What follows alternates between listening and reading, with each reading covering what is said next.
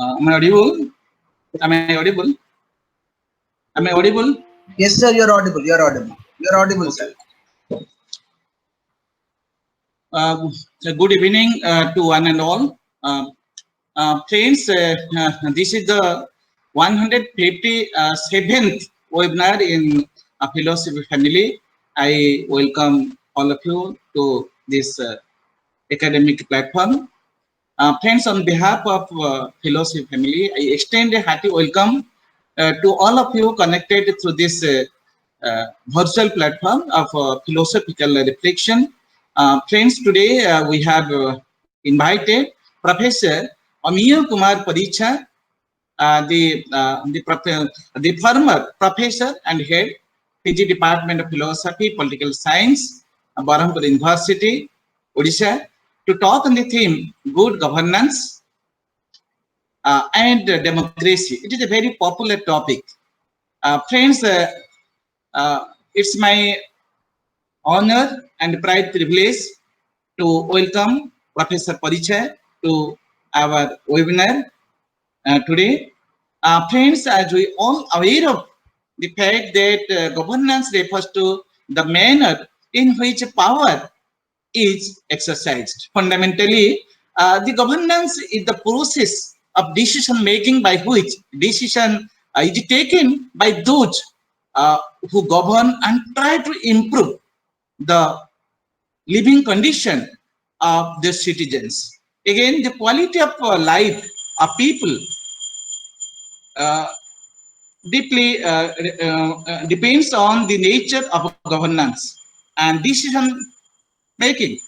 As such, good governance depends on certain basic values like transparency, justice, fairness, equity, it is also coming under the subject matter of political philosophy that we are concerned. Friends, today Professor Paricha has been invited by Philosophy Family to present his academic reflection on this popular topic, which is a concern for all of us. I welcome him and welcome all the professors connected with the Philosophy Family. But before inviting him to commence his talk, it's my uh, responsibility to speak a few words on his academic journey and academic reflection.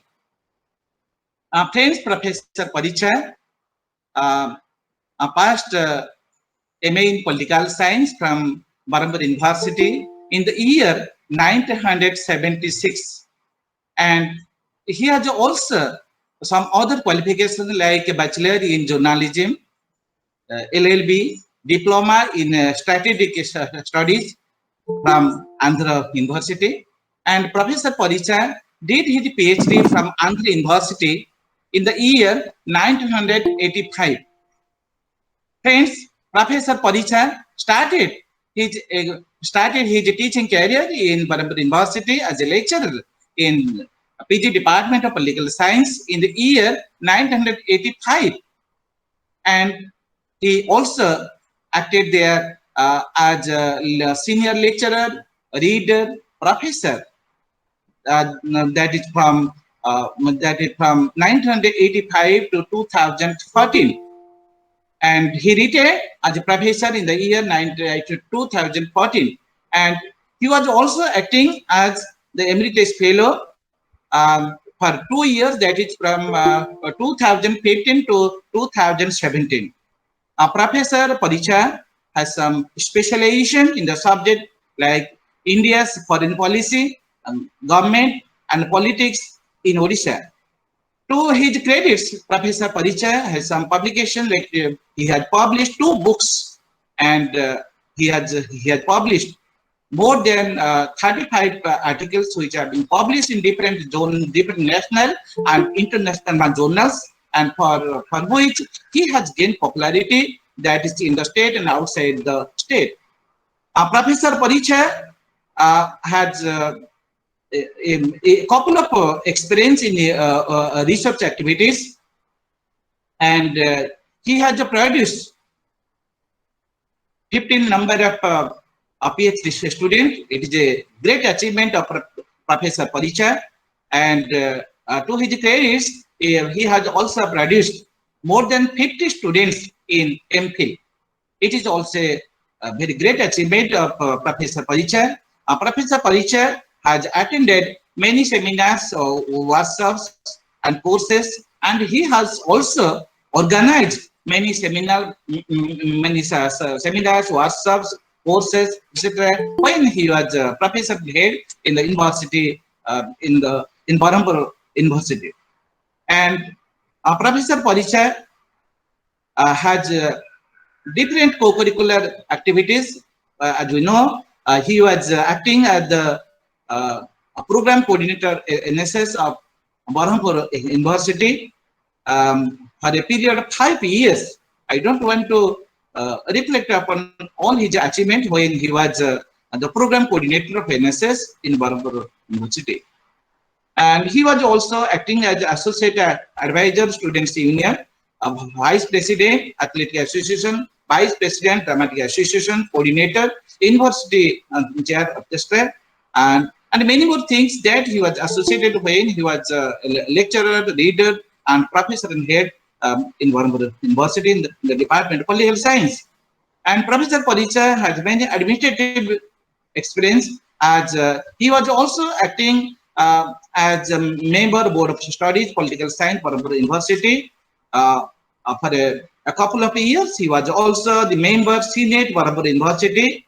He was also acting as head in the same department for a couple of years, and he was also the member of some professional bodies that I want to reflect upon. He was acting. He was the life member of Indian Political Science Association.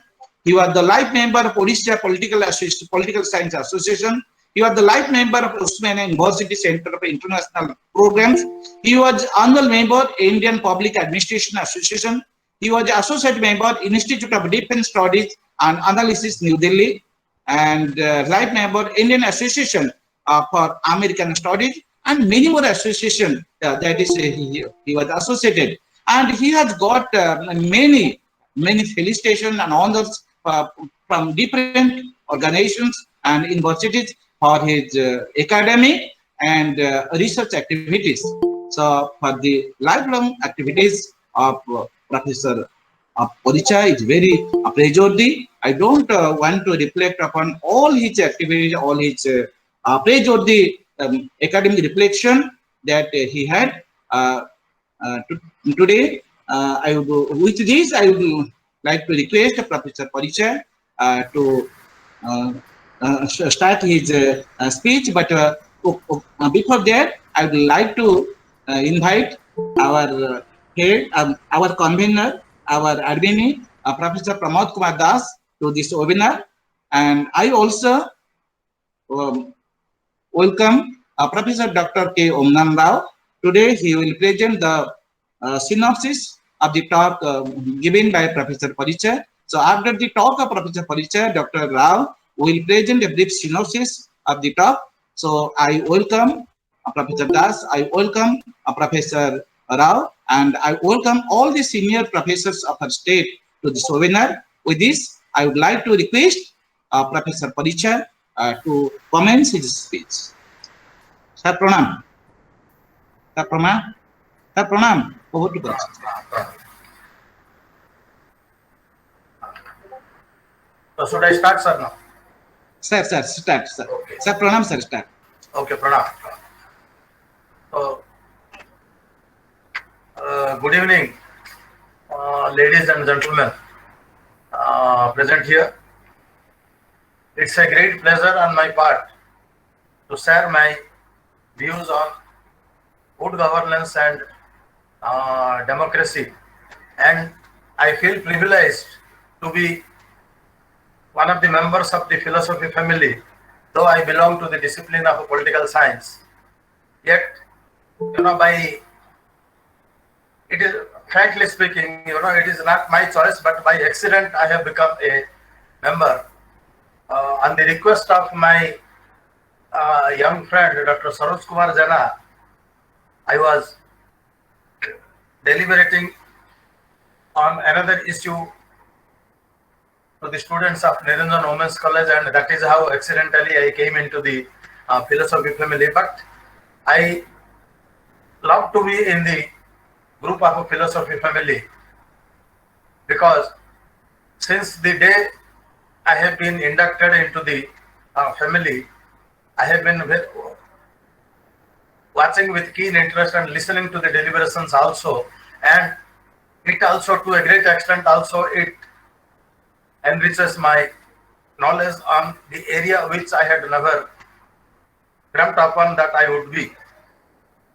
So again, I thank the members of the philosophy family and the organizers who have given me a chance to speak on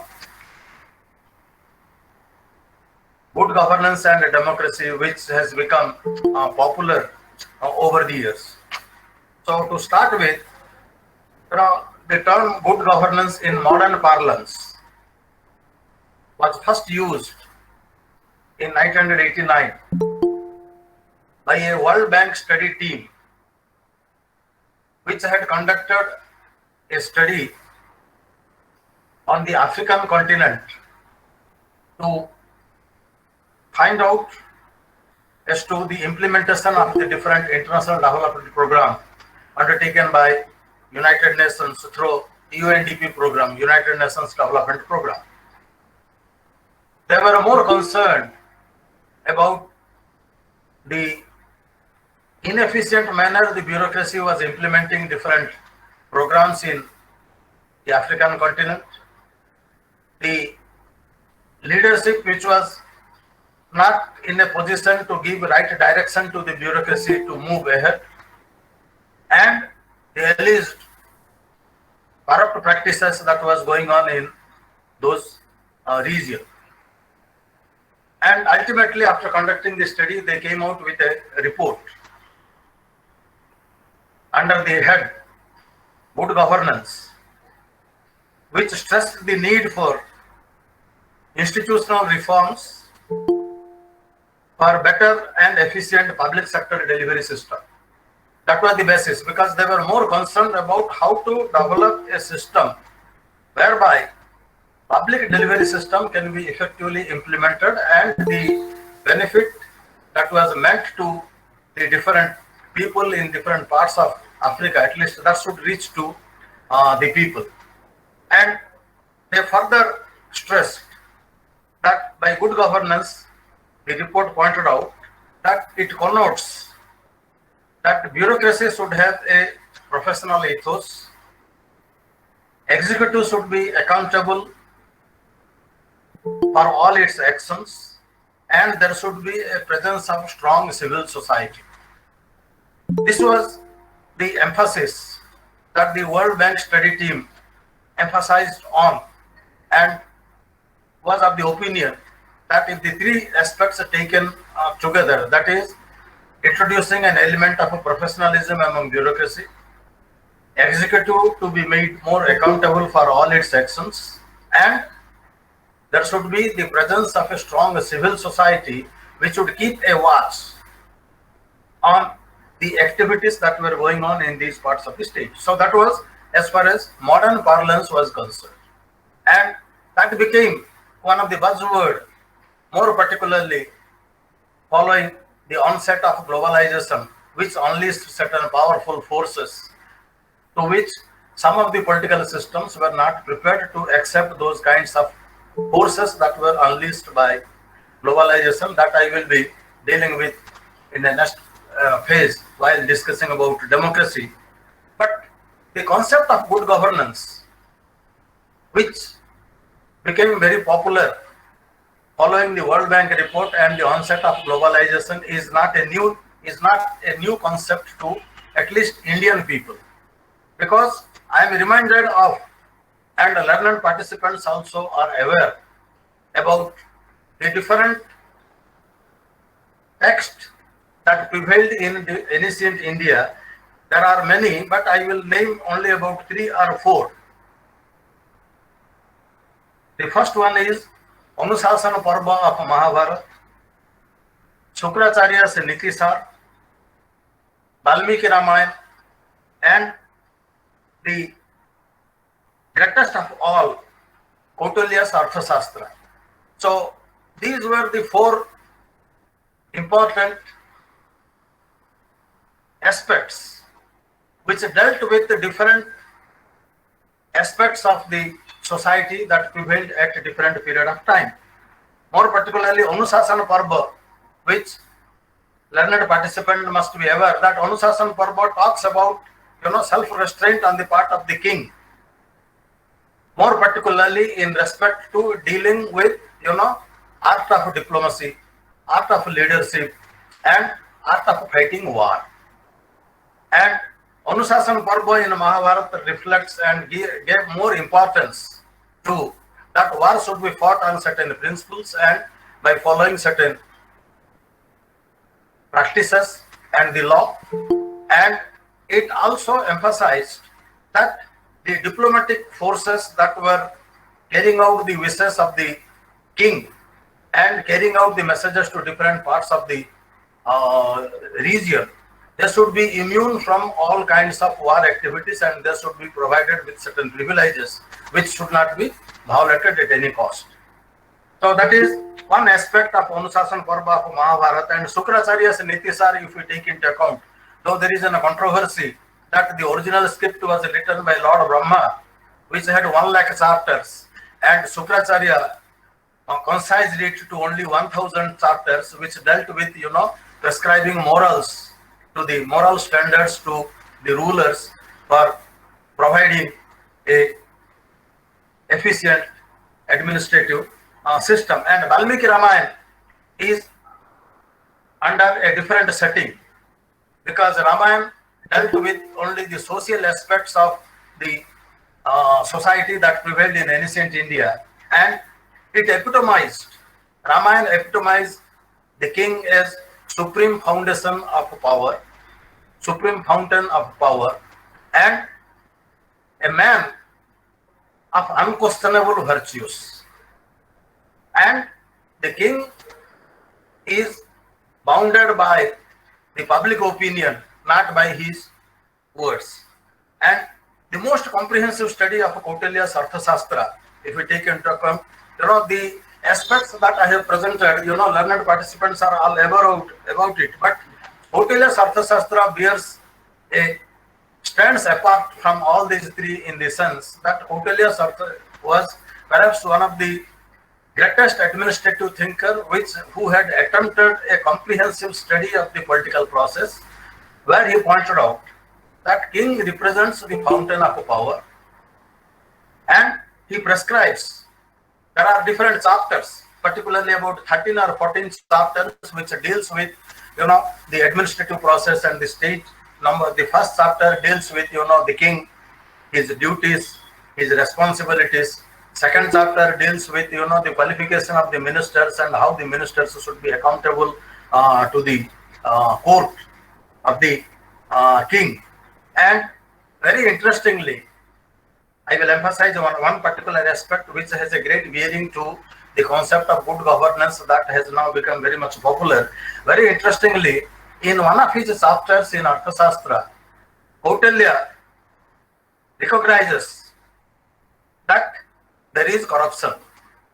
Corruption is bound to be there. It cannot be eliminated. Only aspect is that the king should take steps to prevent corruption.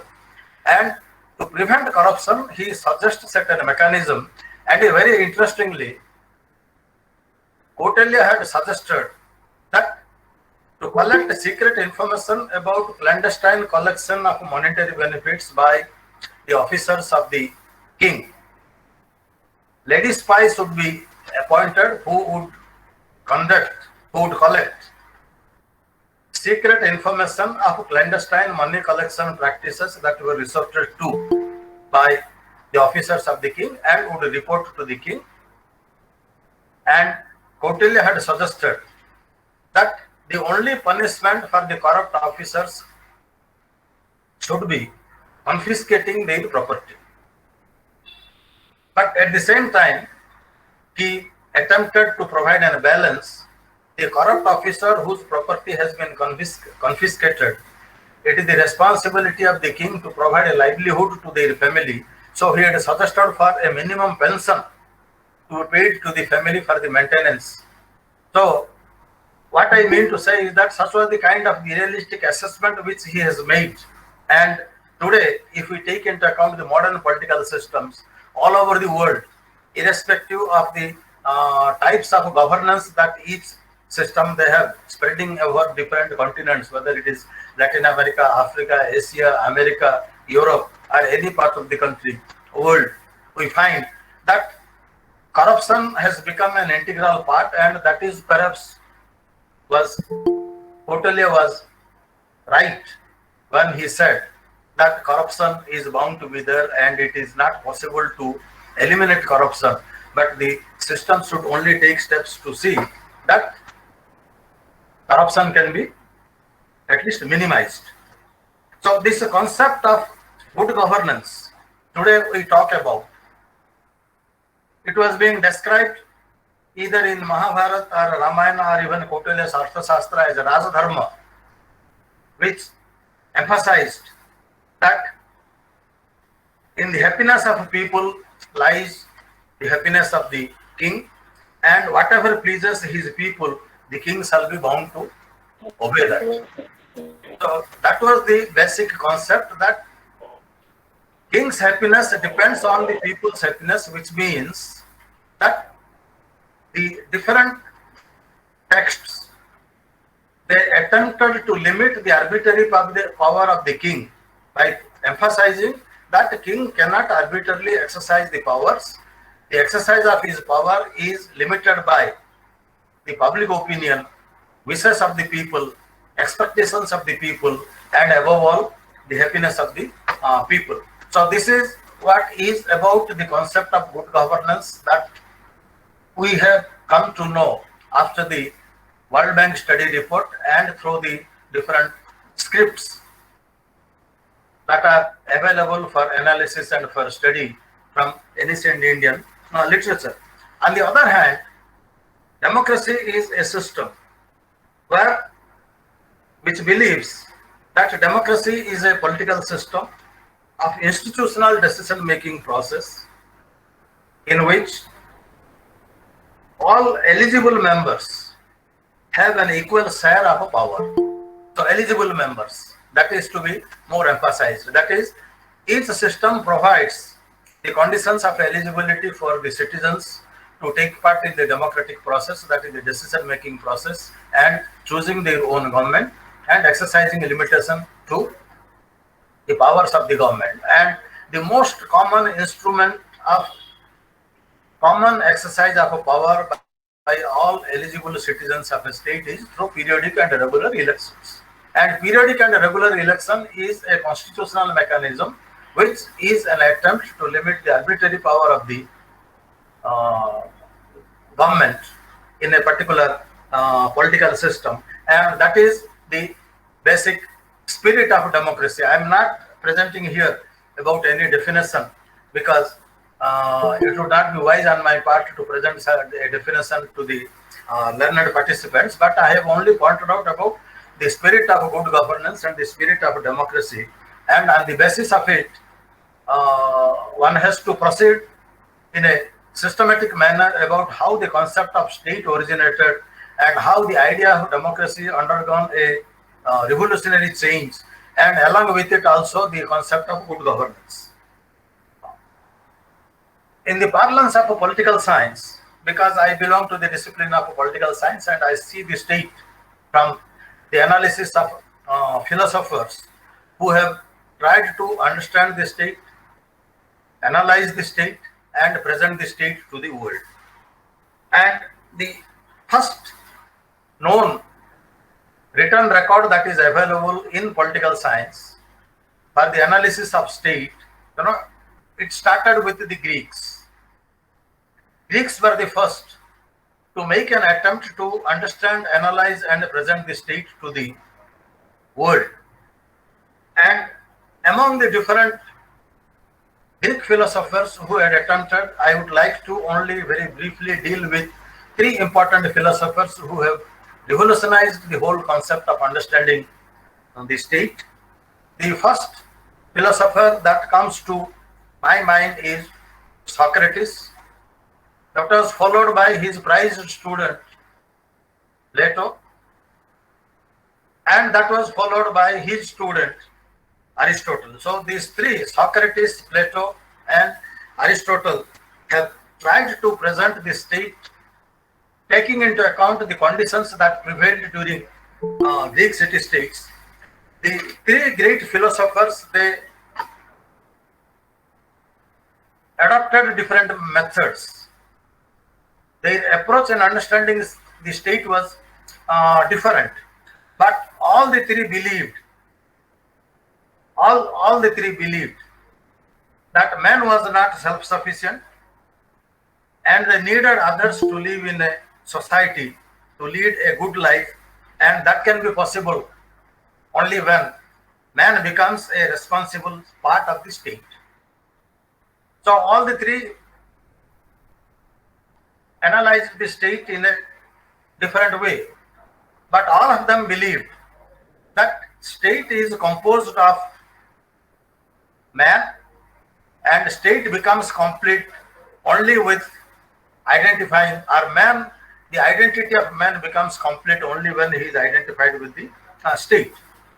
And all the three thinkers, they talked about the ideal state, but they differed in their approach in analyzing and presenting the ideal state. Socrates believed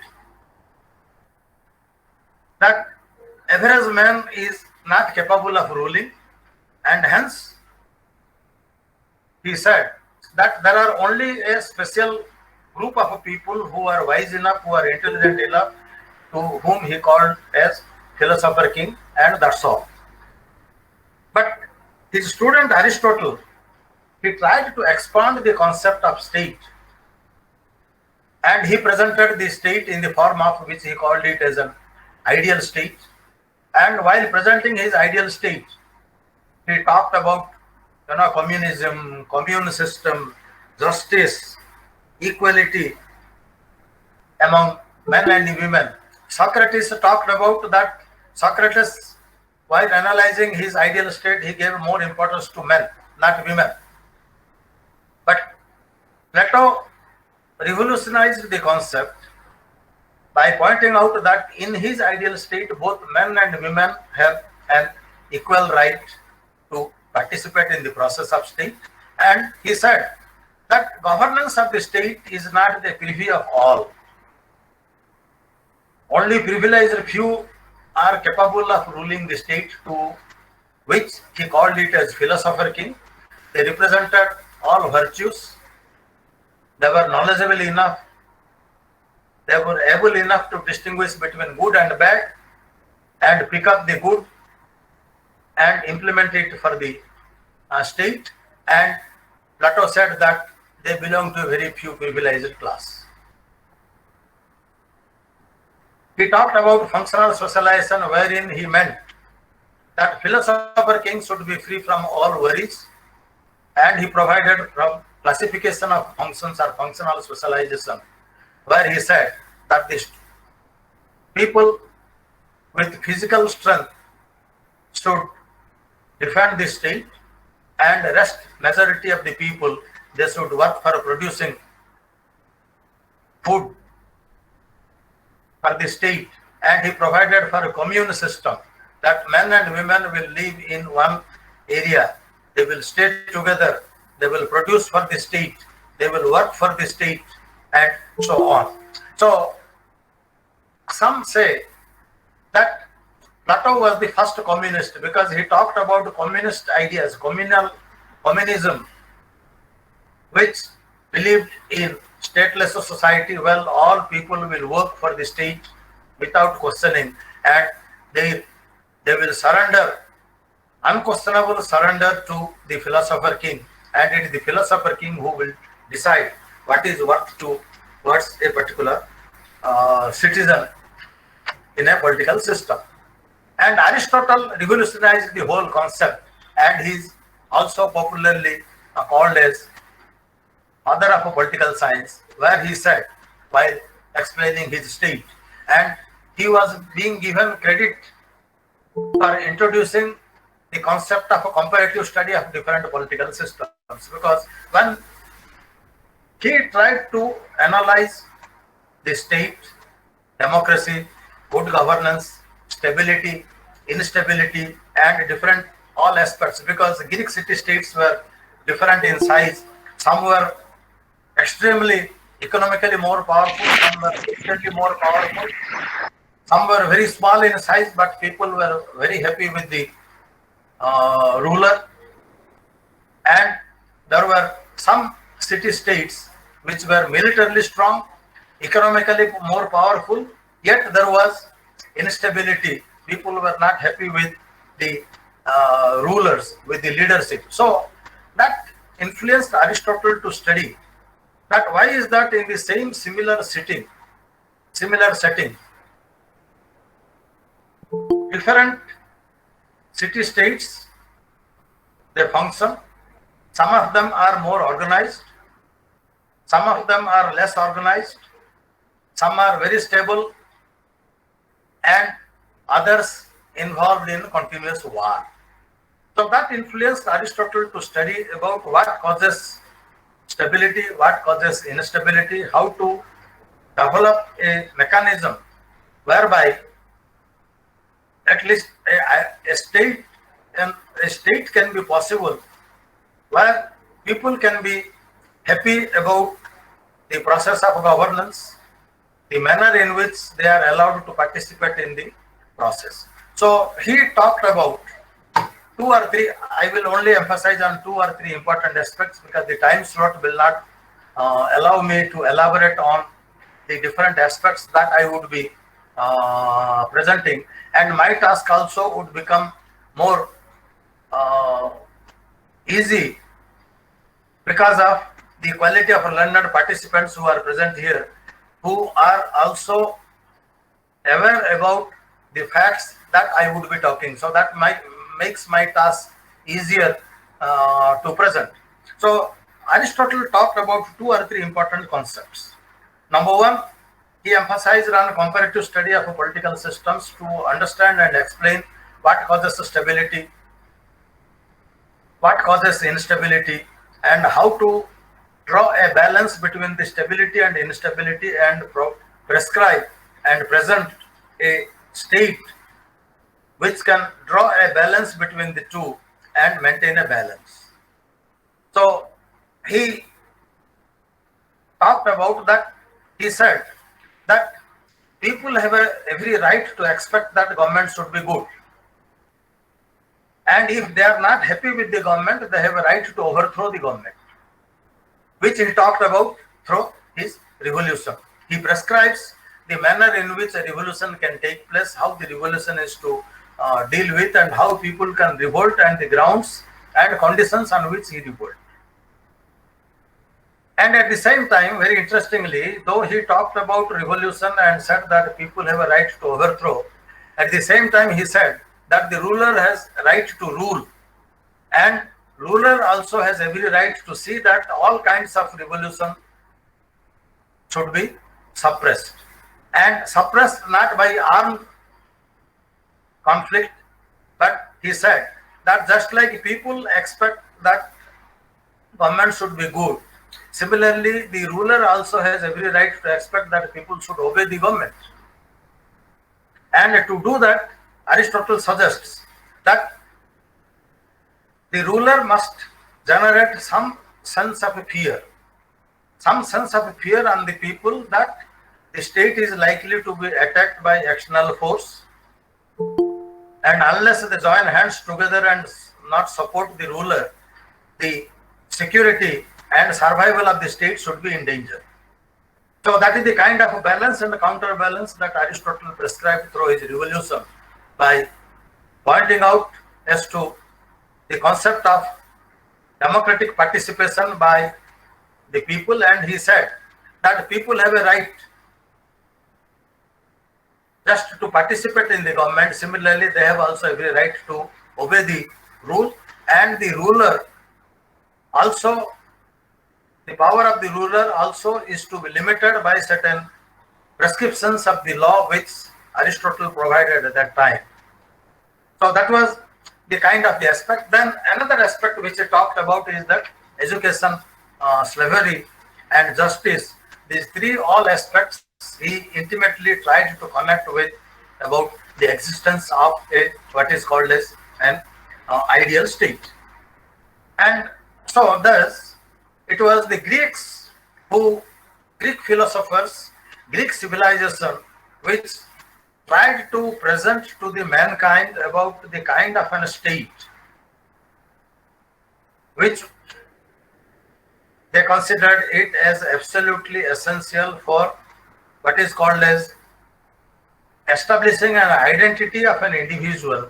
And they all believed, all the three philosophers believed, that identity of an individual is essentially linked to the existence of the state, and individual has no existence without the state, and vice versa, that state also is extremely dependent on the individual. So this mutually interdependent concept of individual and the state combined together was one of the typical unique contribution of Greek civilization in helping us to understand how the state or how the concept of state had undergone a change at different period of time. And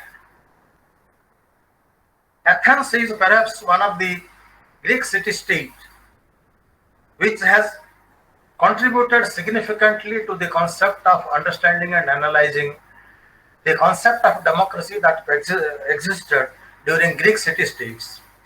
Athens was the first state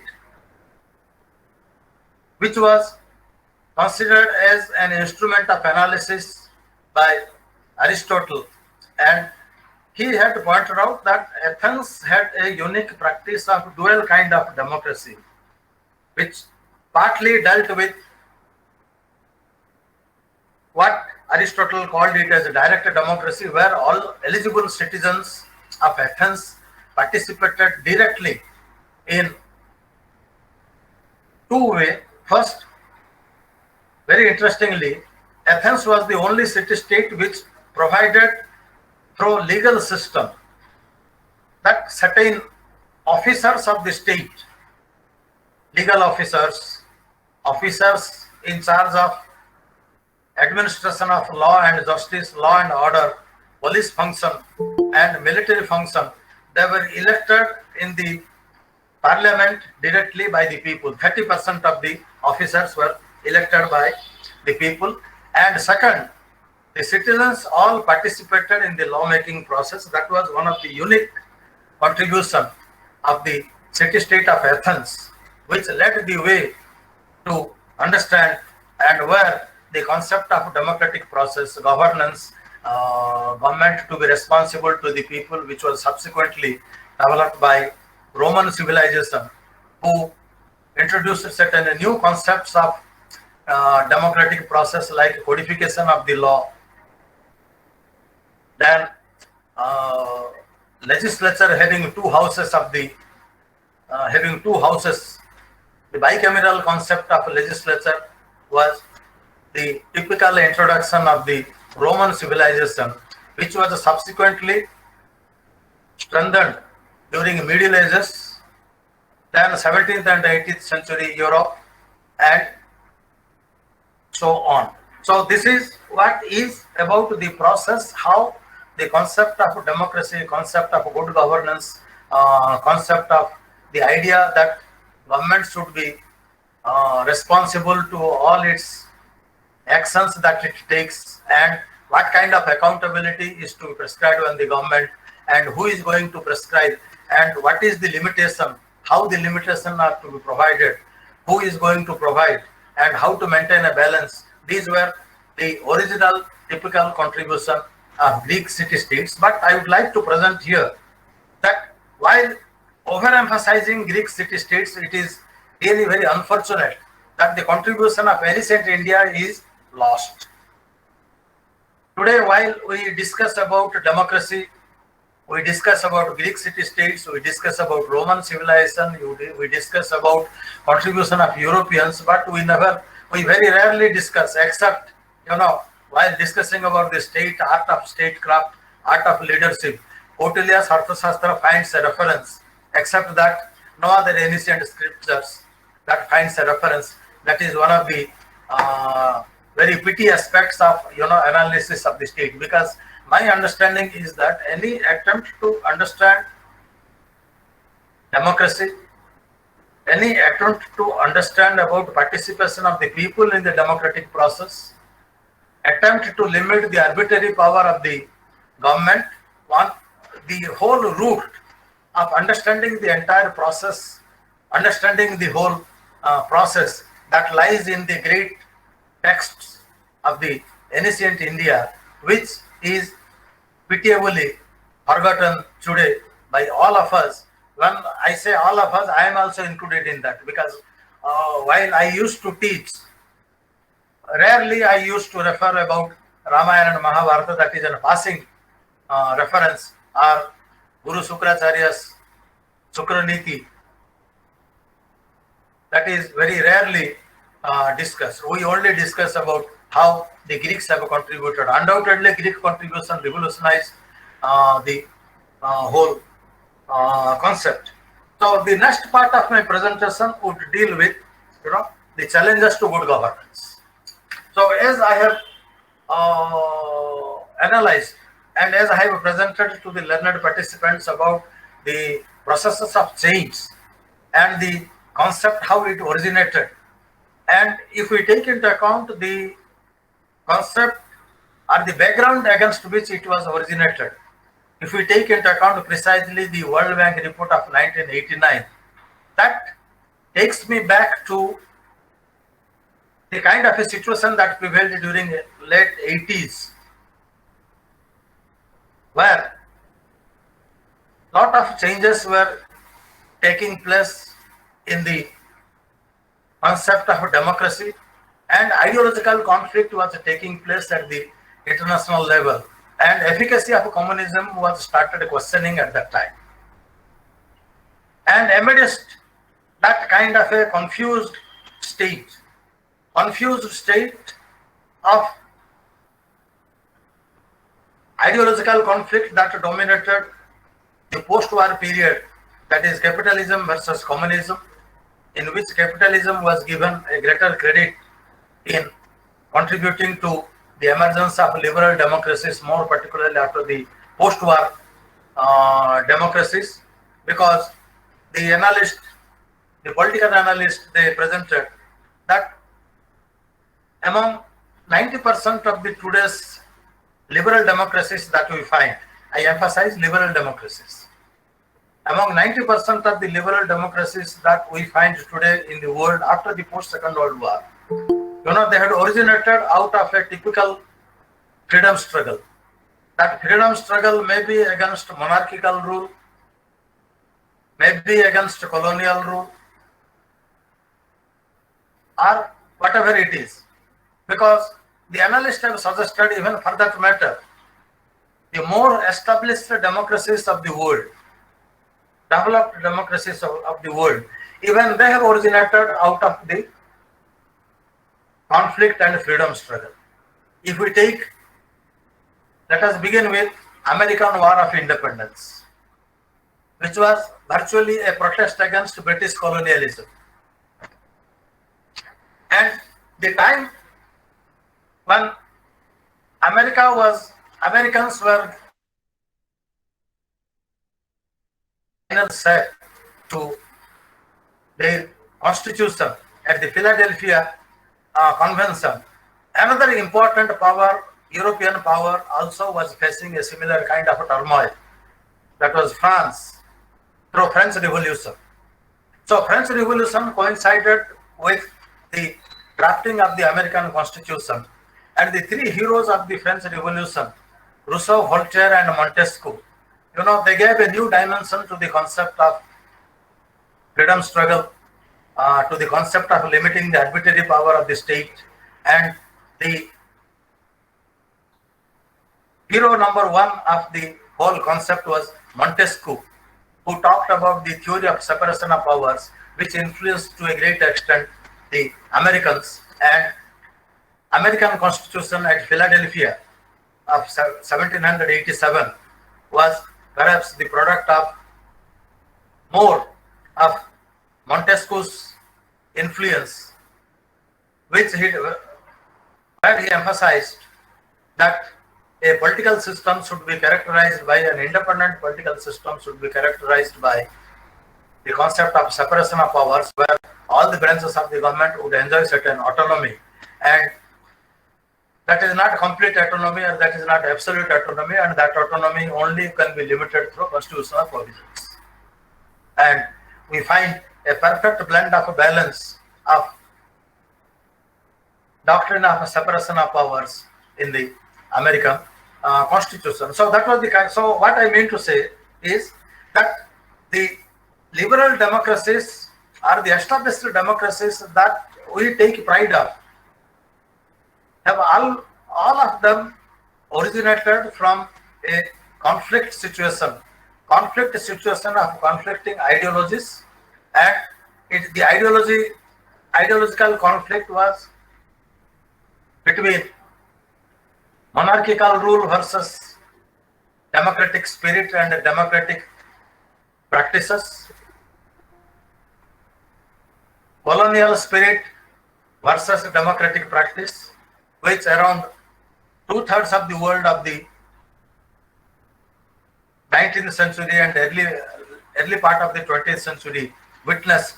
And very interestingly, majority of the liberal democracies today are still struggling to come out of those dark era of revolution, protest movement that had embarked upon in those parts of the state, whether we take the African continent, Latin American continent, Asia, or Europe, everywhere, democracies are facing different kinds of challenges.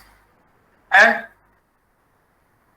I had analyzed about how the 90s presented a confused state where the onset of globalization, I had made a very brief reference about how the onset of globalization had unleashed certain forces which majority of the liberal democracies could not withstand. And the greatest casualty of inability to withstand the forces that were unleashed by globalization was the communist world, which disintegrated in the process. And today they are at the crossroads, because I don't say that they are not powerful. They enjoy certain balancing factor, yet ideologically they are not settled.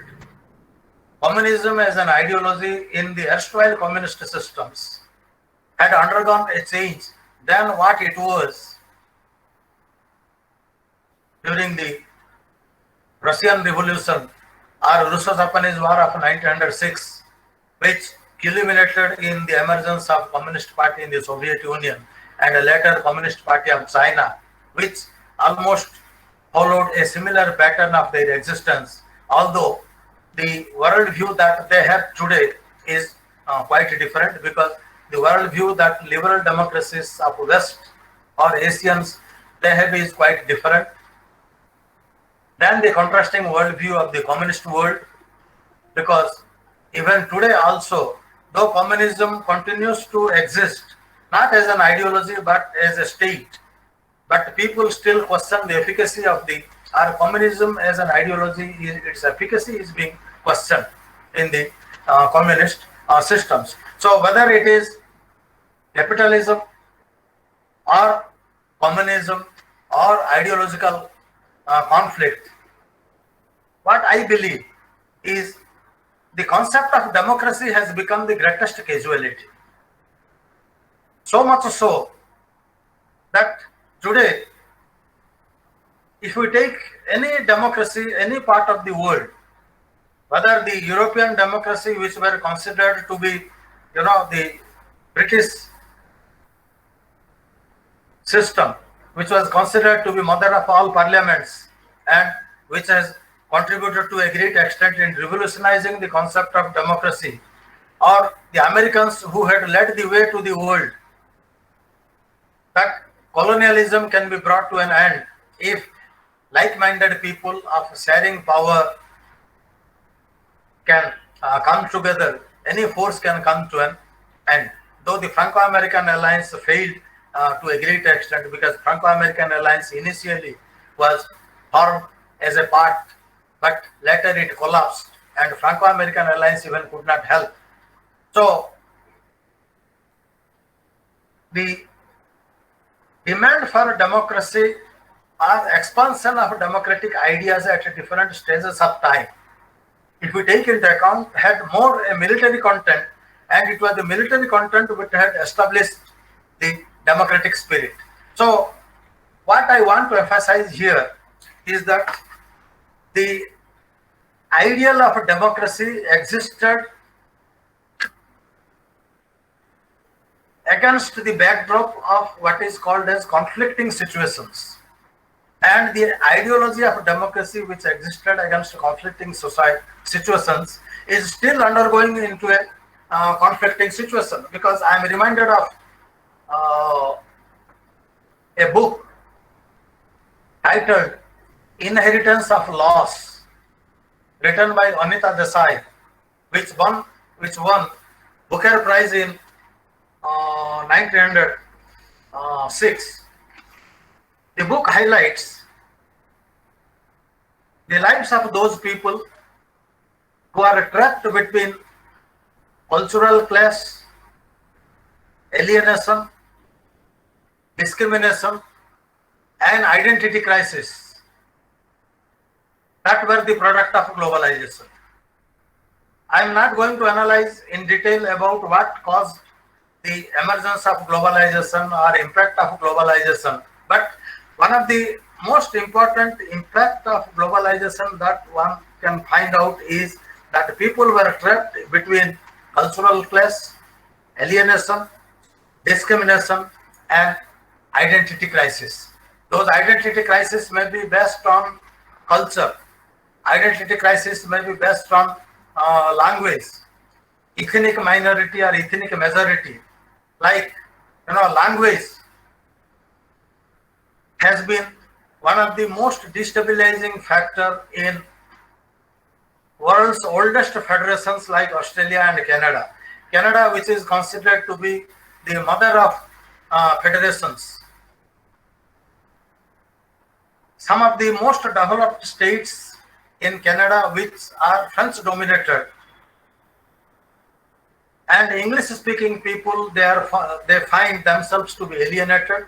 Though French-speaking people constitute a minority in Quebec and other most advanced states of Canada, but the English-speaking people are not reconciled with the fact about that the dominance of a minority alien language has contributed to a great extent in reanalysis of the Canadian federalism.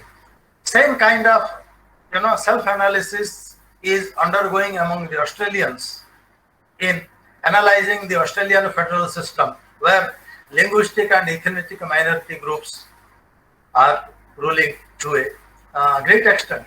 And the same is the case as far as America also is concerned, because America is being represented through different linguistic groups, and the largest ethnic group that dominates in America are the Indians, who constitute 4 crores of a population, 40 million of a population who have voting right, and they determine to a great extent. I have many friends, many hundreds of friends who have been American citizens for the last 50 years, and their sons and my friends have established themselves in the American system into high positions which they might not have imagined in India, and their sons and daughters also enjoy certain positions, many of them in American Foreign Service.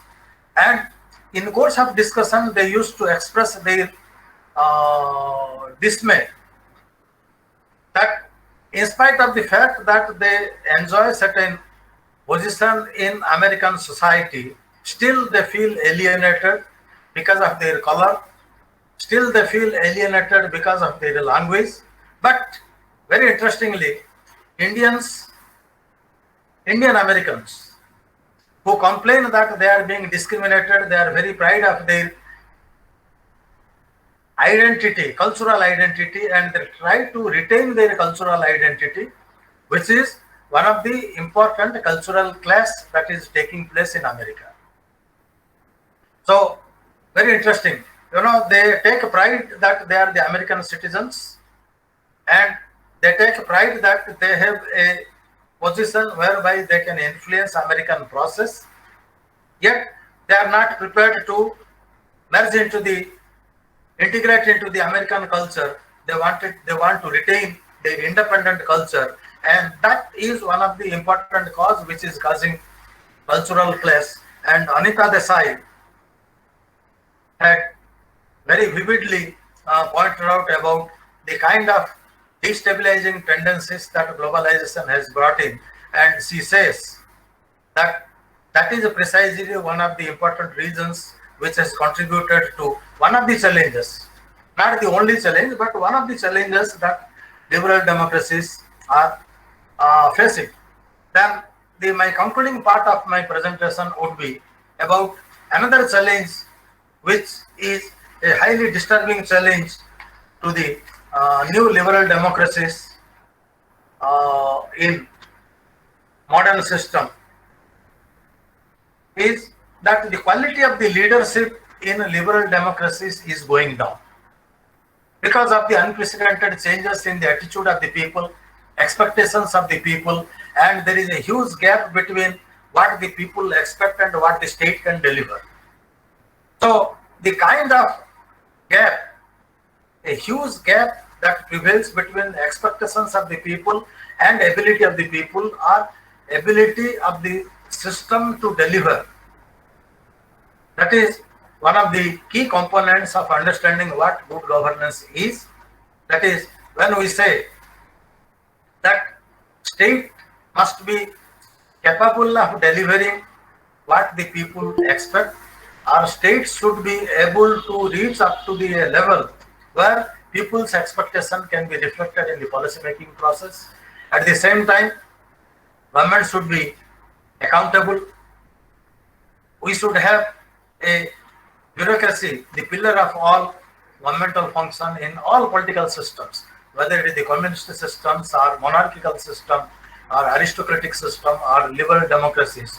You know, bureaucracy forms the basic backbone of implementation of all programs, and majority of the success of implementation of the program and enabling the system to reach to the people, you know, entirely depends upon, to a great extent, it depends upon efficiency of the bureaucracy, ability of the bureaucracy to receive and act as a bridge between the expectations of the people and striking a balance between the leadership and implementing the different programs. So if we take these particular aspects, these are some of the new challenges.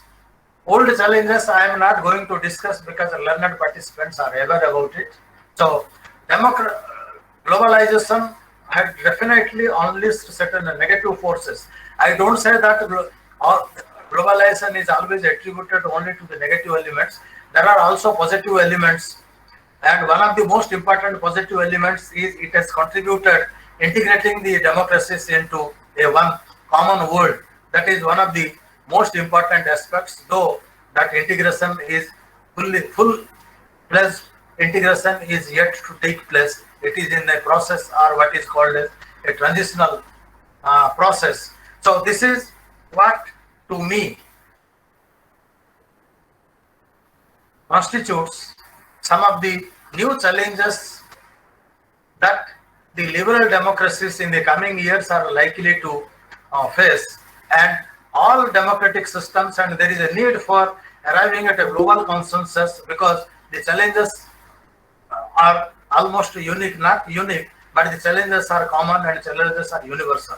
So challenges being universal, I believe that there should be a global aspect to identify and formulate a universal approach to overcome the new challenges, which I presume is likely to determine the efficacy level, the ability of the liberal democracies in the coming years.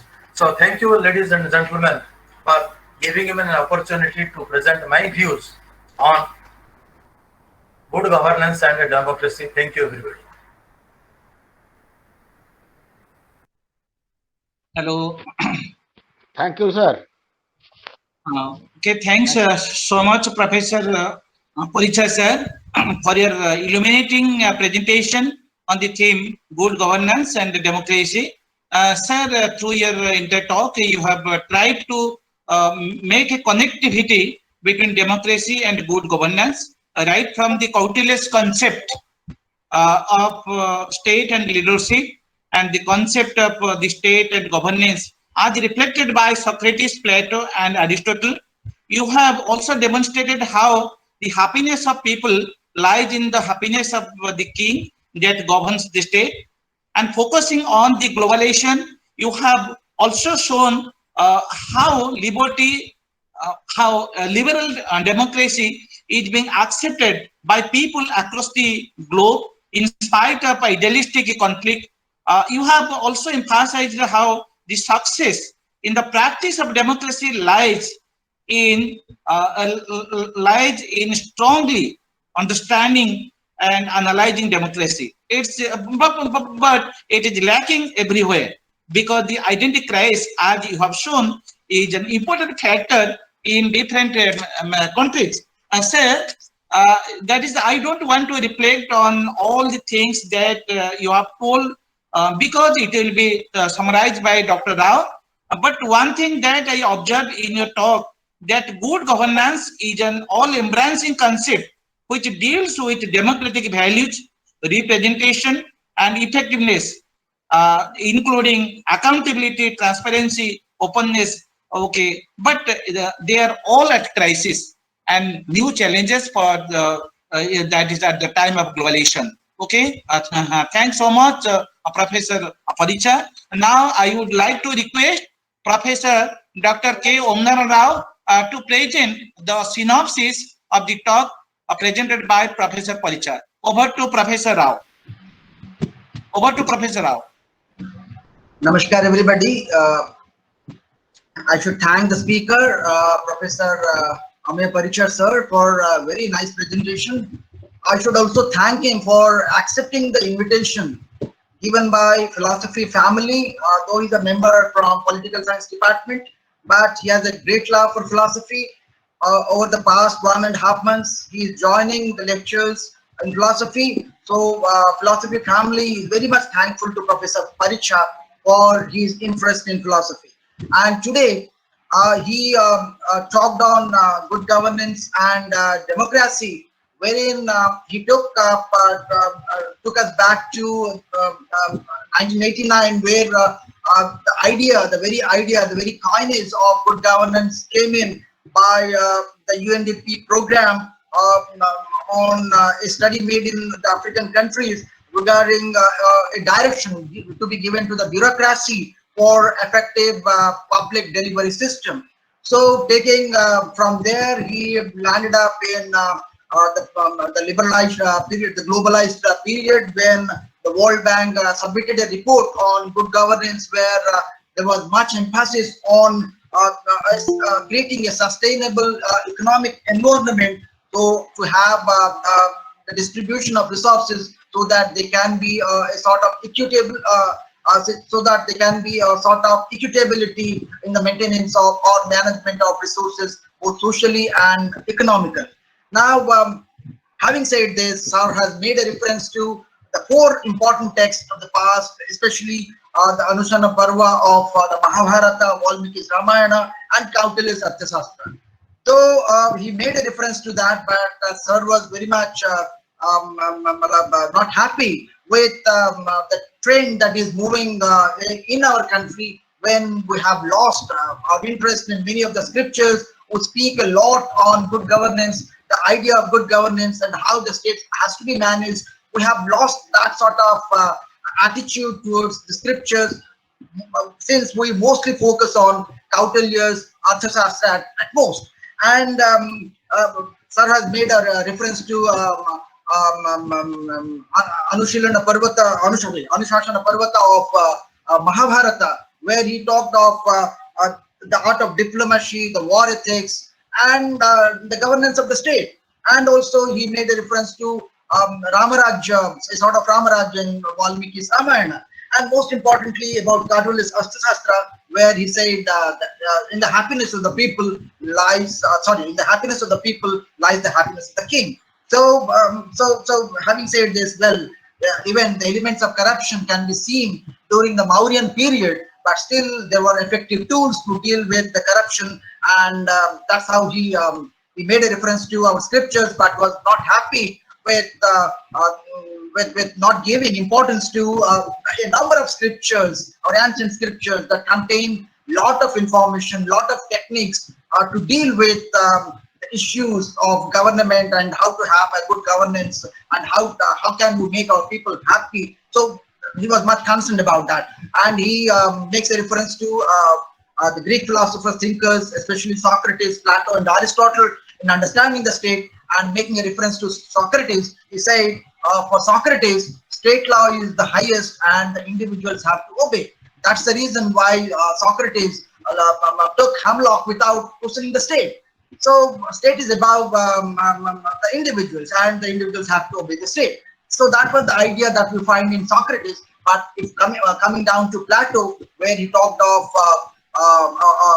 a philosopher king state, where a philosopher king should be free from all sort of worries, and administration is not everybody's cup of tea. Administration must be confined to philosopher kings. But then a very good orientation to the idea of state and governance has been given by Aristotle, where Aristotle had made it clear that the administration of the people lies, the power of administration lies in the people, because the people have the power to overcome the government, and they have the right to actively participate in the process of governance. Now, having said this, Saur has talked about the idea of good governance and in a democratic setup, wherein he talked of how the rule of law has to be obeyed, and how the governments are to be accountable, and how there should be an effective delivery system, how transparency can be maintained, how there can be a good participation of the people, how there can be a good civil society. So those has not directly made a reference to this, but these elements are more or less contained in this idea of good governance and his connection with these elements with democracy. So, sir, apart from the challenges, apart from the problems that the modern societies face, and the tools that the governments have to effectively deal with the conflicting situations, sir has not much pondered over the challenges of good governance in a democratic setup, especially the old challenges because of the paucity of time, but with the onset of the globalization. Sir is very much concerned about a sort of debate, a sort of dialogue that went on between communism and capitalism, and over a period of time there was a fall, a sort of fall in the communist structure, and somehow the capitalist structure came to force in the post-liberal period. And he said that the liberal democracies say many of the established democracies, they have originated from a sort of conflicting situations or conflicting ideologies in order to have a sort of democratic spirit being installed in their regions. So having not he is much concerned about the new challenges that this globalization has brought in, especially in the field of administration, in the field of governance. Now he says that globalization, the impact of speaking on the impact of globalization, he said that there is a lot of cultural class, there is discrimination, there is identity crisis, and this has really disturbed somehow the people over the years, but still he says he talks of the Indian citizens established in America and holding the good posts in America, but still they somehow feel, though they have privileged posts in the American administration, but still say they find somehow they are discriminated. They have it's a sort of identity crisis. So this is how the modern societies have to face in the era of globalization, and this is one of the important challenges that we see. It will open up, but not our countries to. If you open up our countries to internationally and not confining to ourselves within, and this is how it's a great challenge on the new setup in the era of globalization. The idea, the challenges being the cultural class, discrimination, and feeling of say an identity crisis. And again, he talked of a new challenge, say, especially the quality of leadership that is going down over the years, and there is a growing gap between the leaders on one hand and the people, and there is a great need at this hour to bridge the gap between the political leaders and the people, so that they can be a sort of interactive mechanism, a sort of better communicability between the members who govern the state and the people who are being governed. So in order to have effective governance. So he says, well, in a new setup, we cannot challenge globalization. It has many advantages too. We should see the positive side of it too. At the same time, we should welcome these new challenges and try to see what can be done to have an efficient governance even in a new setup. Now, so this is the idea that is contained in the talk of Professor Paricha. But if I come to Odisha, it is my addition. If we come to governance, good governance, with respect to Odisha, I don't know how far I would be right. The 5T structure that has been implemented in Odisha, the 5T for good governance, say the teamwork, technology, time-bound decision making, and time-bound carrying on the activities, and the transparency in the system, and all this leading to a sort of transformation in the lives of the people. And this 5T structure that we have in Odisha is it's a move for a good governance in a democratic setup. So thank you all, sir. Thank you all for thank you, sir, for a very nice lecture, and also thank all the participants for being connected with us in this virtual platform. Now over to Professor Kailash Chandra Mahana, sir, for carrying on the further course of action. Over to Professor Mahana. Okay, thanks so much, Dr. Rao, for the nice presentation of the synopsis of the talk given by Professor Paricha. You have also presented your observation as per your understanding of the subject. Now, Professor Rao, you are requested to moderate the question and answer session. Hello, Professor Rao. Okay, sir. Now, Professor Rao, you are requested to moderate the question and answer session. Okay, sir. Thank you, sir. Well, I see certain questions in the chat box, but before that, let me invite Professor Rao. Yes, sir.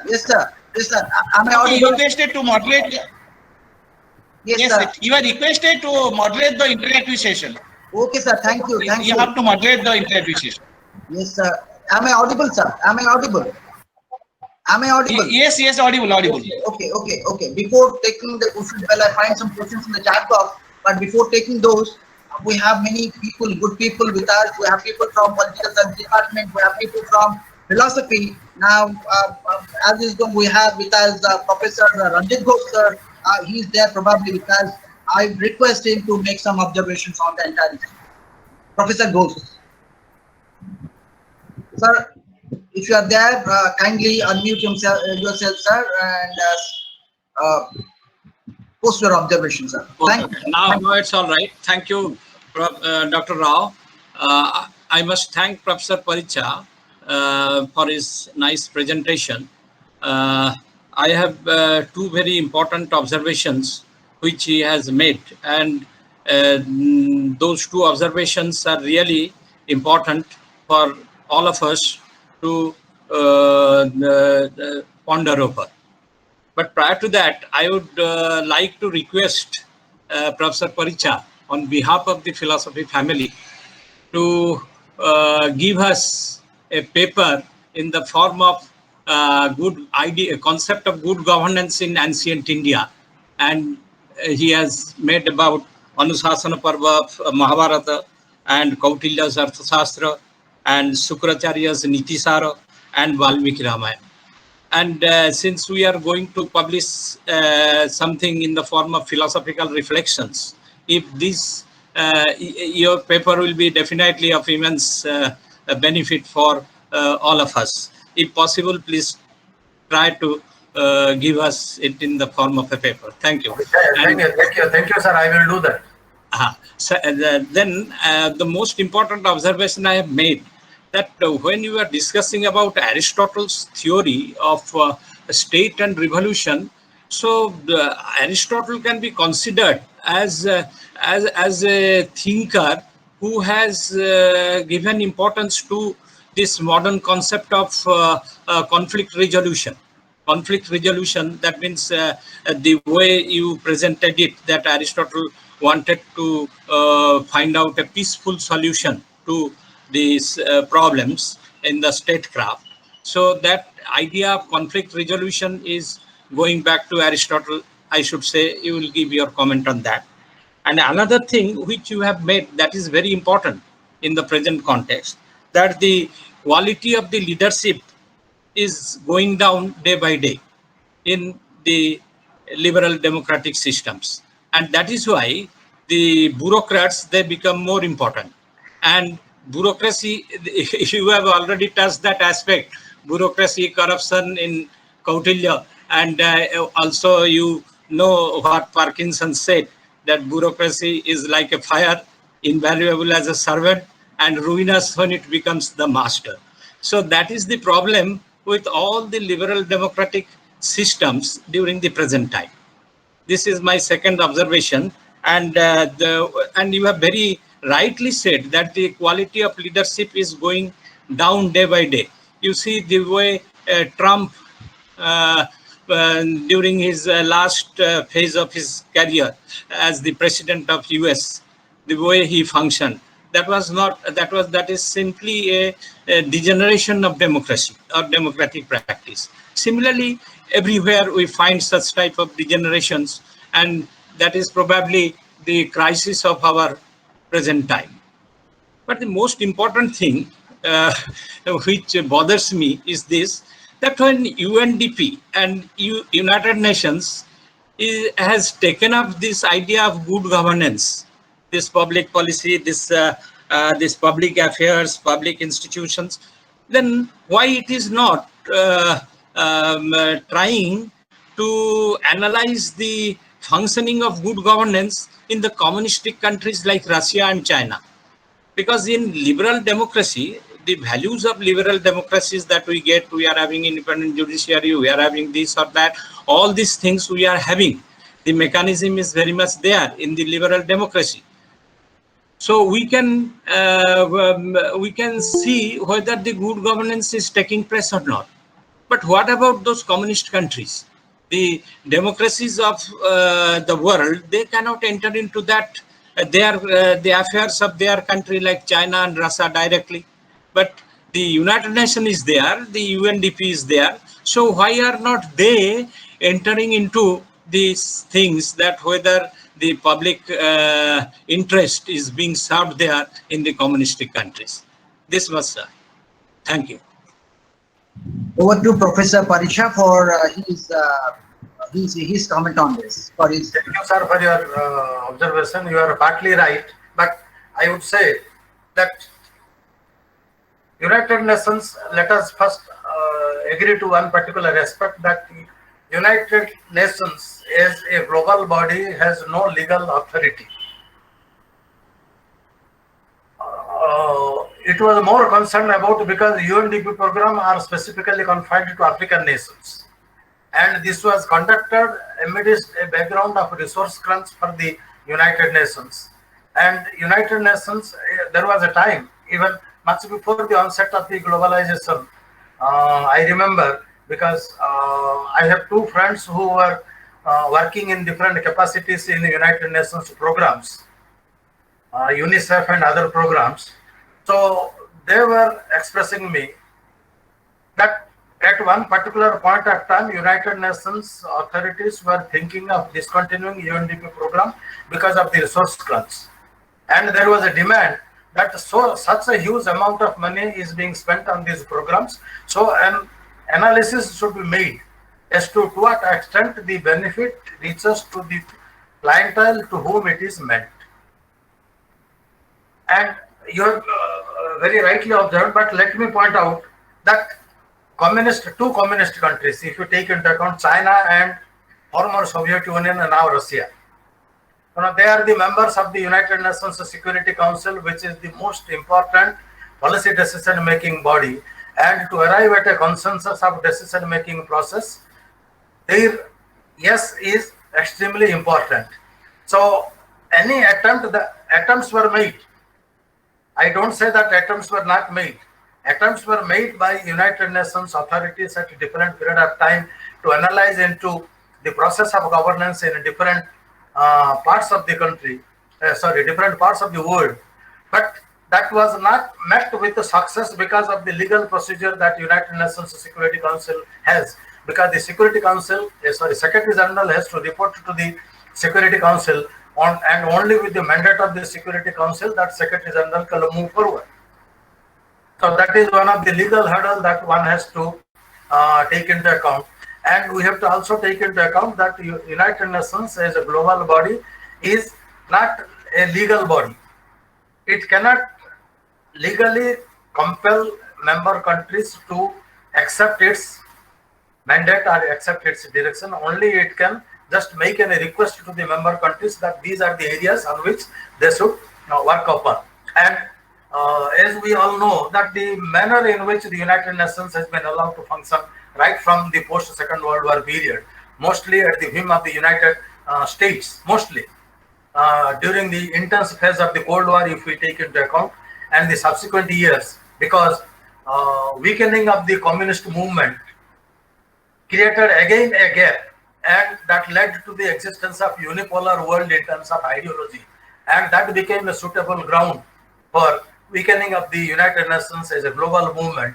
And that was one of the perhaps I don't say that the only reason, perhaps that was one of the reasons why the attempt for good governance and arriving at a global consensus on certain important broad parameters on good governance has not met with success.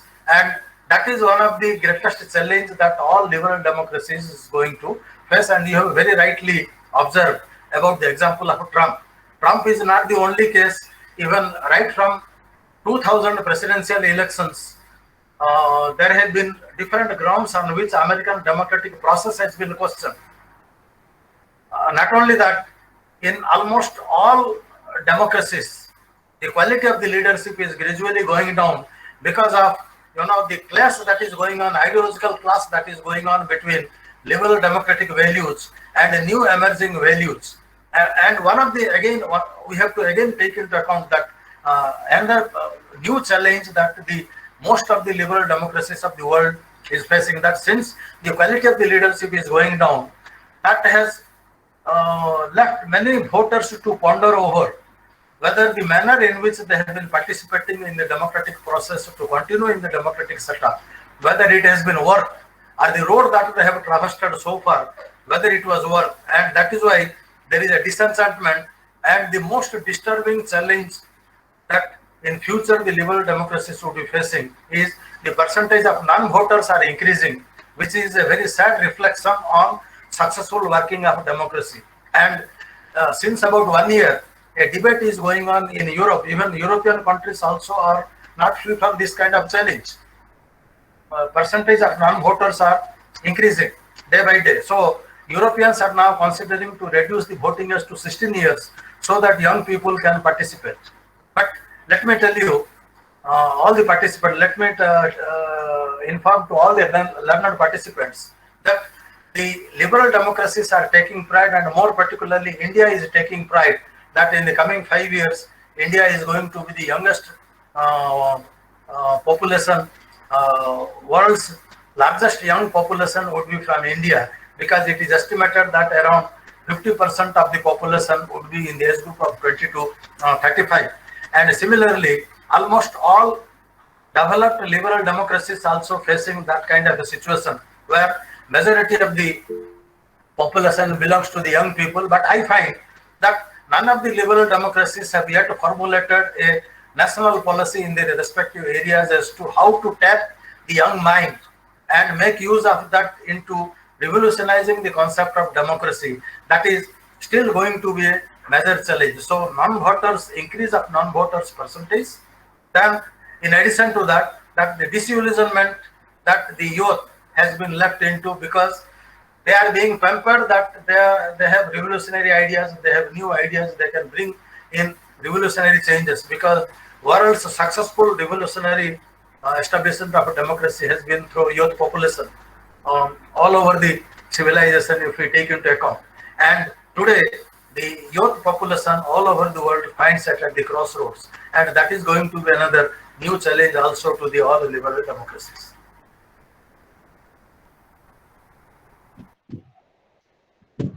Thank you, Professor Paricha. Thank you. Thank you very much, sir, for your very nice and very comprehensive response to this question. Lot of issues have been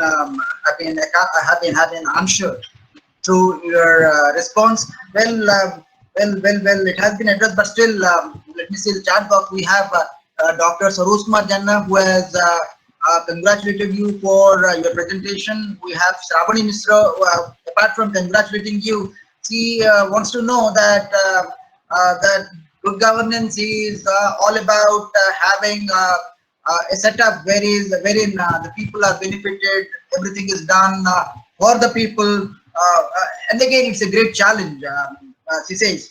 But it appears as if things are done for the people on pen and paper, and it appears statistically that many things are being done for the people. Every rule has been applied, and that the people are benefited, say at least in the pen and paper. But when we come to the practical arena, there again arises a huge gap between what is there in pen and paper and what actually happens in the real world situation. So she is much concerned about this gap and what can be done as an intellectual to bridge this gap. Over to Professor Paricha. Yes, thank you, Dr. Janna, for the observation. You know, when you talk about good governance, you know, it depends on what is called different range of factors. Not that we can say that good governance means that government should be responsive to the desire of the people and so on. But what is, am I audible? Yes, sir, you're audible. You're audible, sir. You're audible. You're audible, sir. So it depends on a range of factors, because range of factor in the sense that most important is achievements of good governance and incorporating it into strengthening the existing democratic process depends to a great extent on the stage of the development of a country. Stage of the development in the sense that, you know, when I say stage of development, it consists of a host of factors, like the economic capability of the state. And when you talk about the economic capability, you know, it depends more about to favorable balance of trade. That is what is one of the most, balance of trade must be extremely favorable for a country, which means that the country which is importing less, exporting more, we can say that the country is facing a situation, positive situation of what is called as favorable balance of trade, where we are depending less on outside world and outside world depends more on us. That adds to our economic capability. If we are importing more and exporting less, which means that we are at the receiving end. So that is what is called as one of the stages of development. Then the second stage of development was about the level of awareness of the people as to how they can contribute to the whole process of development, because good governance talks about responsive administrative system. Bureaucracy must be what is called as, it must have new ideas, revolutionary ideas.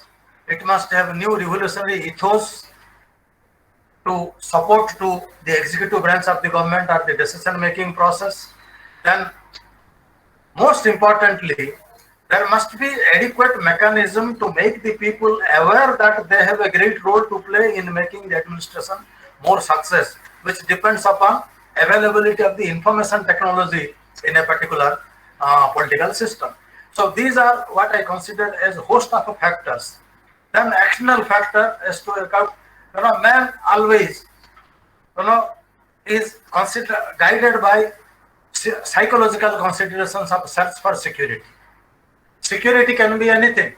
Security can be economic security. Security can be ability of the leadership, ability of the government to meet to the aspirations of the people, to fulfill the desire of the people.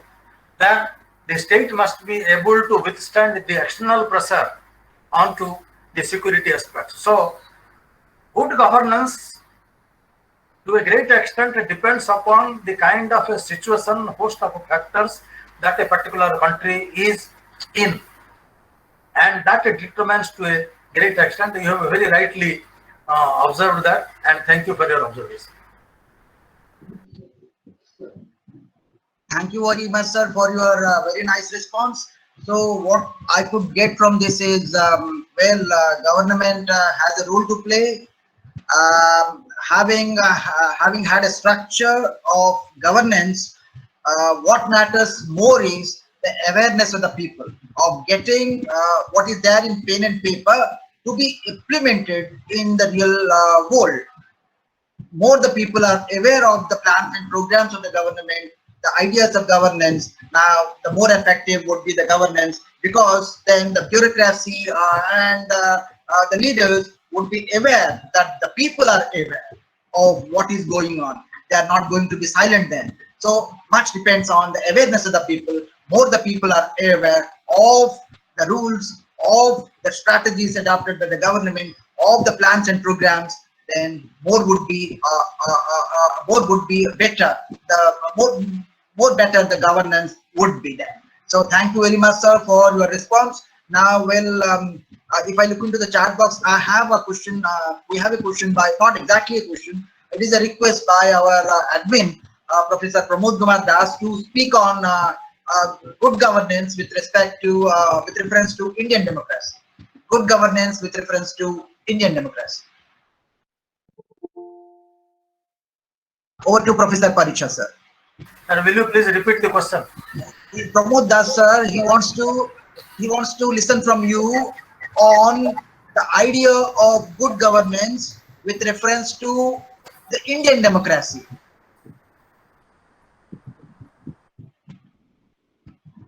How do you see good governance in the Indian setup?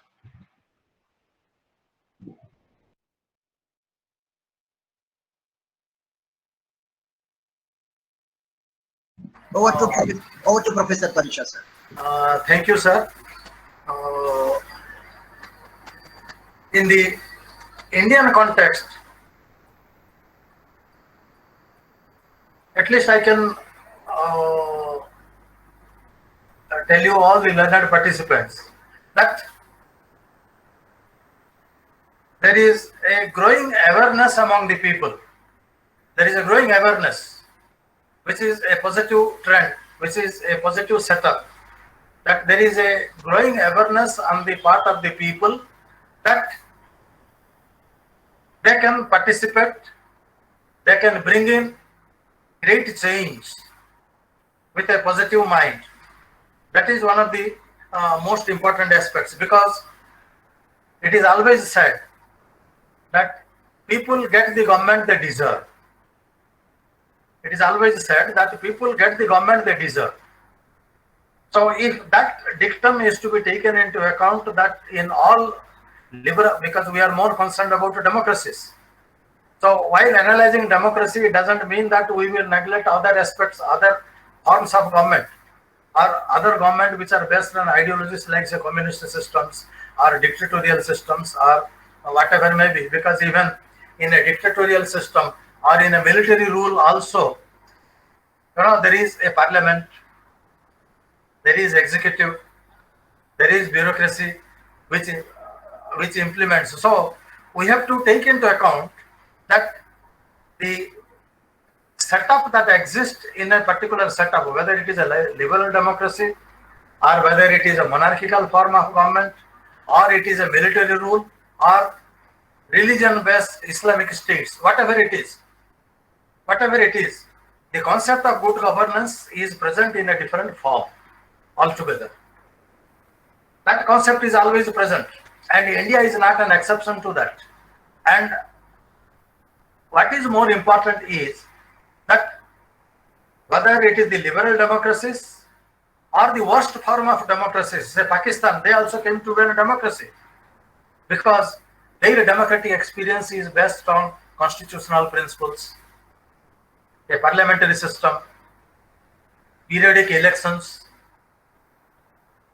Let us forget about the quality of election that takes place, but all legal setup that is available to a constitutional system that exists in all the systems, even communist Russia, communist China, they are also guided by certain constitutional principles.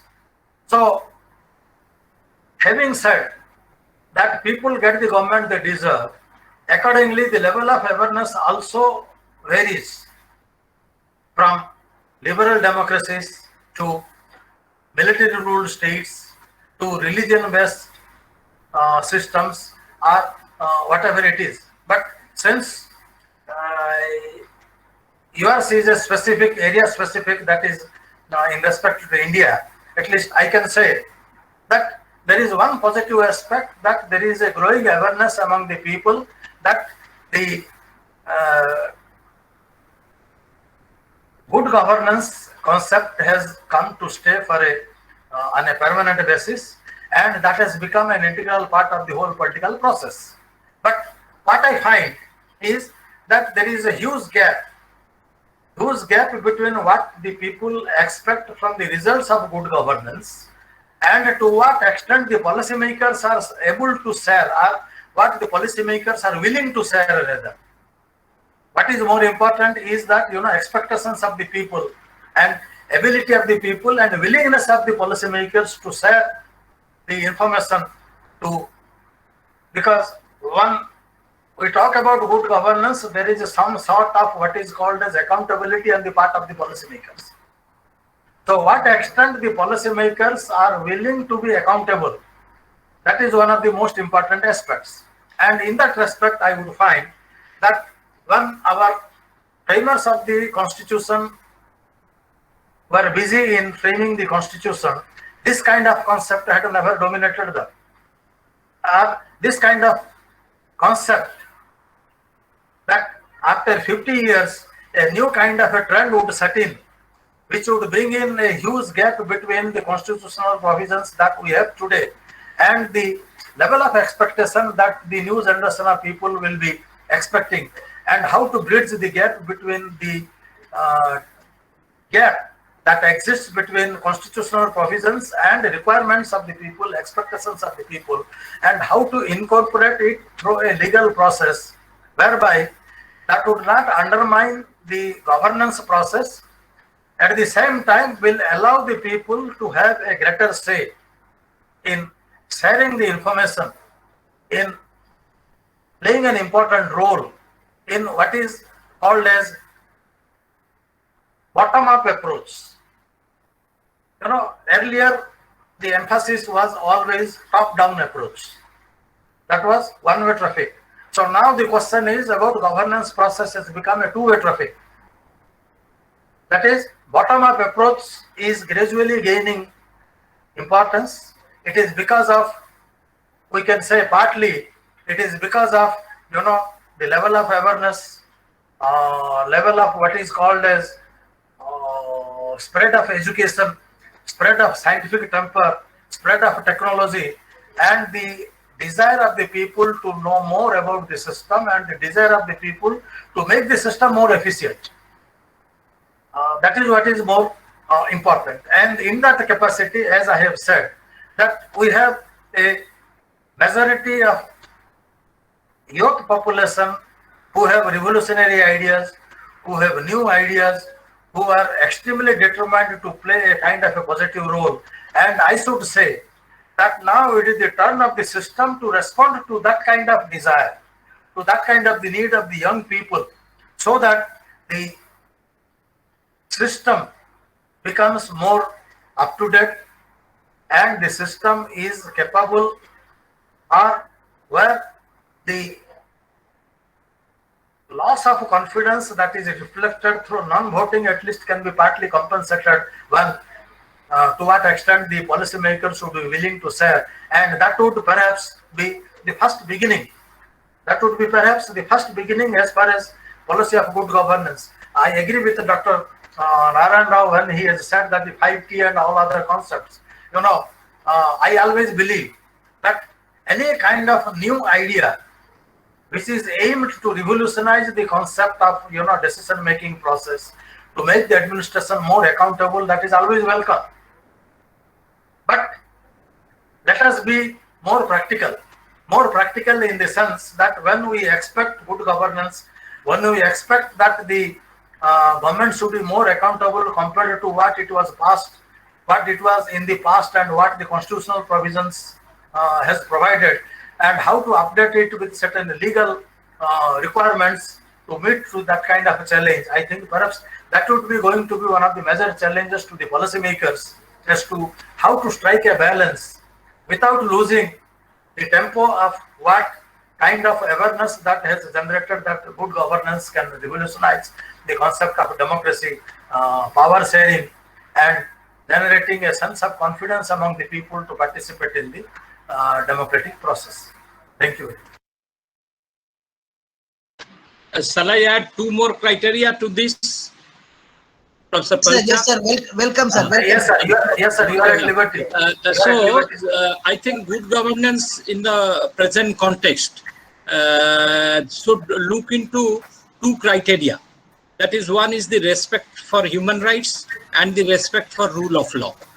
If these two can be given proper respect, and the younger generations, if they inculcate the values of these two things, then I think good governance will not be far away. That is what I presume. Thank you.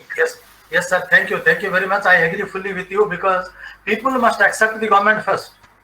That is, the respect the law. Because I have said already that people deserve the government, that people get the government they deserve. So when you get the government, you must respect the government. That is number one. Number two, as you have very rightly said, good governance also means that the state must provide a good condition wherein individuals should have an honorable living. If you want to live like a human being, it must be in a dignified way of living. And human rights is one such way which provides you a guideline for a dignified way of living in a particular political system. And human rights is absolutely essential and is one of the essential component of good governance. I agree with you, and thank you very much, sir. Thank you, Dr. Ghosh, for adding up two more criteria, and really has added up to the webinar. Now also thank Professor Paricha for a very nice response on this issue. Well, we have a question by, we'll take just 4 to 5 minutes to conclude. Now we have a question by Upananda Kanungo. Either the chance bell. He talks, he makes a question on the possibility of best governance, that has been dealt throughout the course of your lecture and also during the interaction session. So we are skipping because you have more or less you have answered this, and you have placed the younger generation, the role of the younger people, and the awareness to be created among the people that would ensure the best governance in any democratic society. Now, the last question that we have, it is by Narayan Sahu. Now, he wants to know, in a democratic setup, whether the center and the states are partners, or whether the states are the subordinates of the center. How do you see the situation? Whether the center and states are partners, or whether the states are the subordinates of the center. How do you see this? In the center-state relationship, Yeah. whether center and states are the partners, or whether the states are the subordinates of the center. Yeah, that brings in the issue of analyzing about the federal system. So,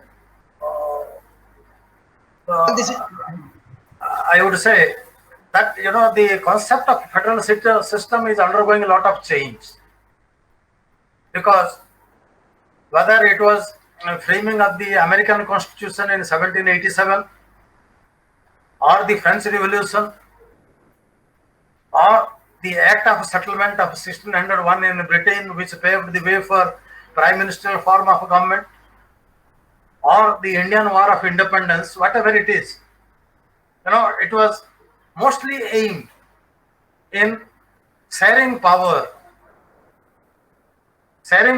between center and the units, or federation and units. And most of the framers of the constitution in most of the countries which had attained independence through a freedom struggle, the framers of the constitution in all the countries were universally, they had accepted a fact that the constitutional making process in the countries while framing the constitution should not emphasize on a strong center, because they were influenced by the historical consideration of expansion of colonialism, expansion of imperialism, and colonialism and imperialism could become strong because of a strong center. So, division of power, with certain power to remain with the federation and certain power to remain with the states or federating units.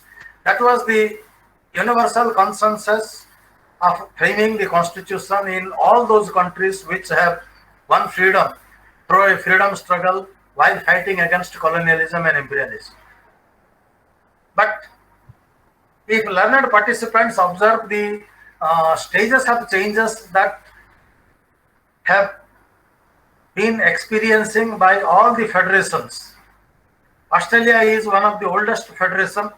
Canada is again another oldest federation, from whom there are many federations, but we have drawn inspiration more from the Canadian federal system and Australian federal system, and there is a great degree of similarity in terms around 80% of the federal similarity between the Canadian federal system and Indian federal system.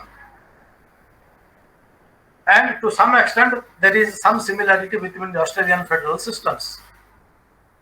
And America also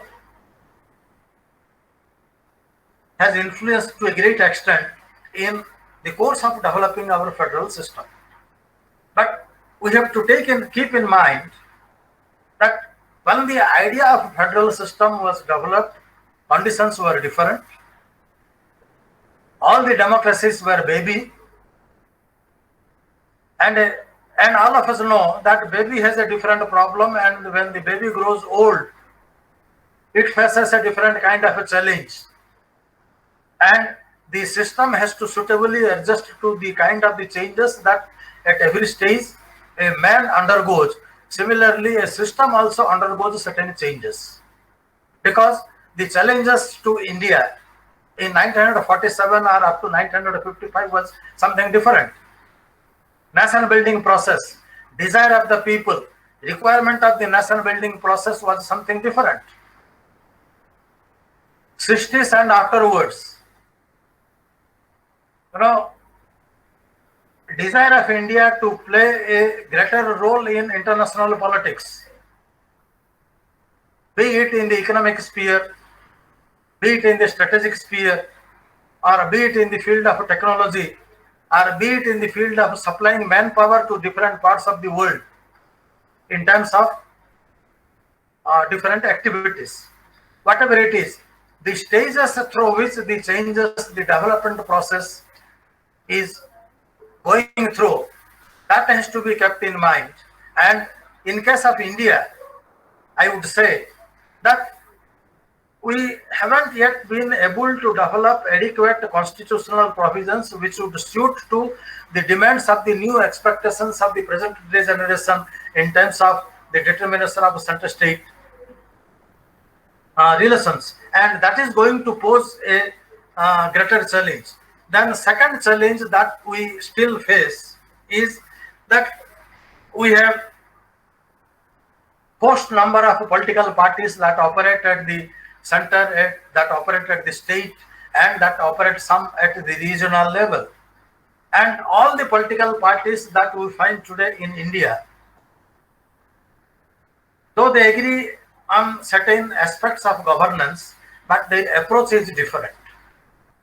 Whereas in case of established liberal democracies, irrespective of the differences in party ideology, irrespective of the person who comes into power, they have a broad national consensus on certain national priority issues. And in case of India, we haven't yet been able to identify what constitutes our national priority, which would be acceptable to all. That stage has not yet come in case of India. That is one of the most negative aspects of the governance process of more than 70 years that we have come through. That is going to be one of the great challenge, and I don't see in an immediate future the solution of this kind of a problem. That is one of the most important aspects that we have to keep in mind. Thank you very much. Thank you very much, sir, for your nice response. Now, we have our professor, our admin, Professor Pramod Kumar Das. I wish to have a final comment on the entire webinar. I request Professor Das to speak a few words on the entire webinar.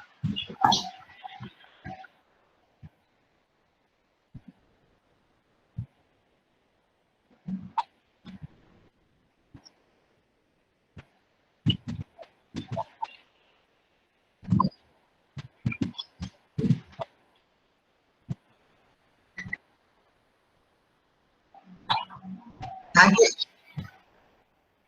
Thank you so much, sir. Over to Professor Kailas Mahana, sir.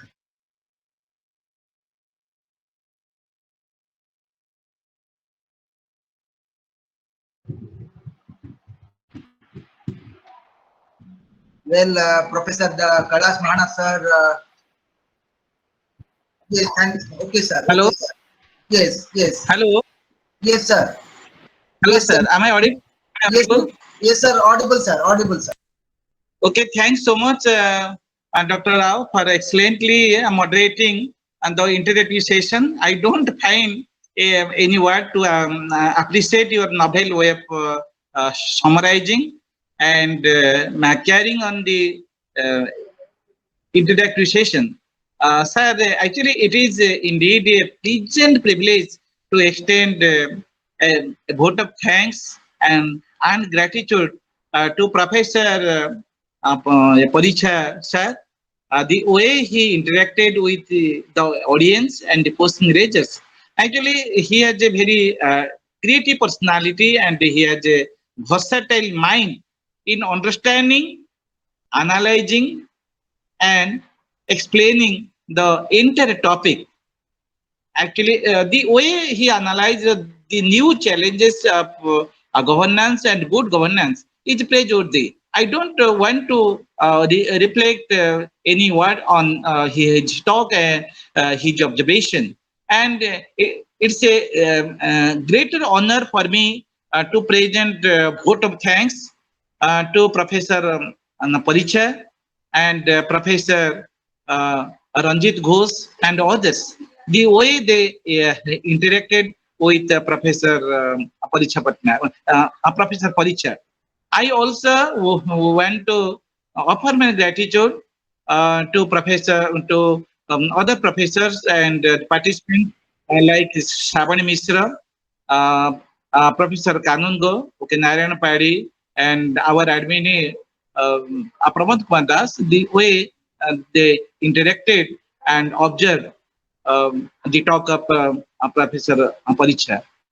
I once again I thank Professor Pramod Kumar Das and Professor Rao for inviting Professor Paricha to our family.